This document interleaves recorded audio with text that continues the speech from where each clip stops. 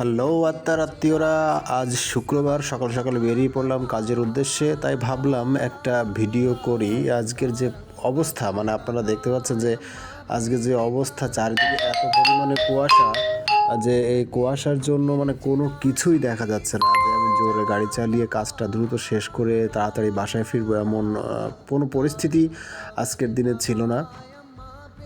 যদিও শুক্রবারের দিন দেখছেন, এখন বেলা 9টা বাজে, তারপরেও কোনো মানুষ এখনও কোনো জায়গায় বের হয়নি, মানে মাঠে ঘাটে কোথাও নেই, শুধু আমি একা।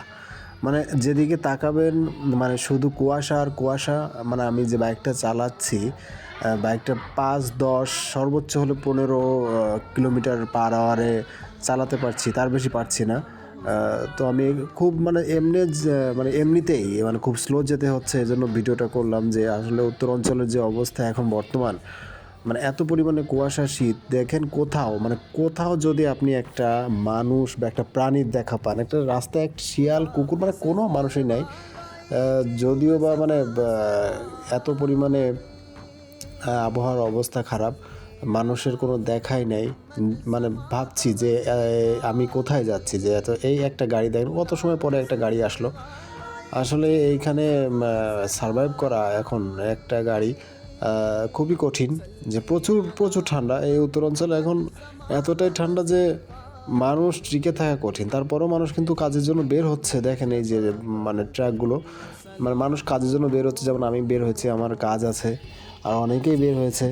কিন্তু যাদের কাজ নাই তাদের কোনো মানে তাদের কোনো দেখাই পাবেন না আপনি। যদি দেখা পান তো দেখবেন যে আসলে নিতান্তই কাজে না হলে, এই দেখেন আলো জ্বালিয়ে সিগন্যাল, ট্রাক খুব সাবধানতার সাথে যেতে হচ্ছে। মানে আলো জ্বালিয়ে মানে সিগন্যাল দিয়ে যেতে হচ্ছে।